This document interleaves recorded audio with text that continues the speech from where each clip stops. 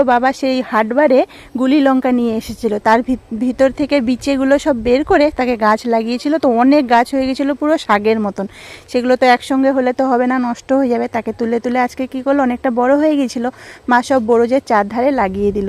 আর মা লাগাচ্ছিল, আমিও মার সঙ্গে একটু হেল্প করে দিলাম। আমি জল দিয়ে দিলাম, মা গাছগুলো লাগালো। জল দিলে কি মাটিটা নরম হয়ে যায়, আমাদের মাটিটা এতই শক্ত, আবার জল দিলে একদমই নরম হয়ে যায়। তো কাজ করতে গিয়ে যে হাতে ফোসকা ছিল সেটা একটু ছুলে গেল।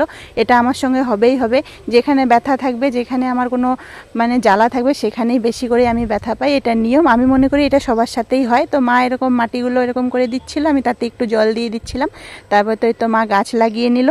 আর গাছ লাগাতে লাগাতেই চলে আসলো ননি। আর ননি আসলে পরেই মানে ও আসলেই আমাকে দেখবে আগে, আমাকে না দেখলে ওর হবে না, এসেই বৌদি বৌদি করতে থাকবে। ও কিন্তু আমাকে কাকি ডাকে না, বৌদি ডাকে।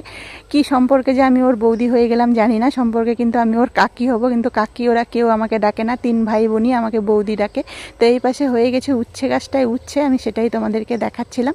তো মা বললো যাও ননি এসেছে, ওর সঙ্গে একটু কথা বলো, আমাকে 1 ঝাড়ি জল এনে দাও, আমি এই গাছগুলো লাগিয়ে নিয়ে হাতটা ধুয়ে নেব। তো মায়ের তো লাগিয়ে নিল। যে দেখো কাদার মধ্যে মাটিটা কি সুন্দর নরম হয়ে গেছে, যা জল দিয়েছি।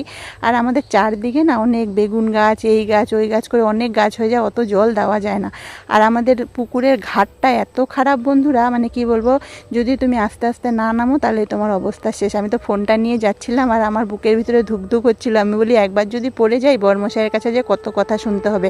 সত্যি বলতে এই পুকুরে আমি অনেকবার পড়েছি, পড়ে হাবুডুবুও খেয়েছি। তখন সাঁতার কাটতে পারতাম না, কেন নামতে গেলেই স্লিপ কেটে পড়ে যেতাম। আগে মাটিগুলো এত নরম ছিল। যা ফোনটা নিয়ে একটু বসেছি, বলি তোমাদের সঙ্গে কথা বলবো। ননি বলে আমাকে দেখাও আমাকে দেখাও, ফোন দেখলেই হয়েছে ওর। তারপর তো ওকে একটু চটকাচটকি করে নিলাম। এদিকে এত গরম লেগেছে, মানে কি বলবো, একটু কাজ করলেই গরম লাগে, গরমকাল তো।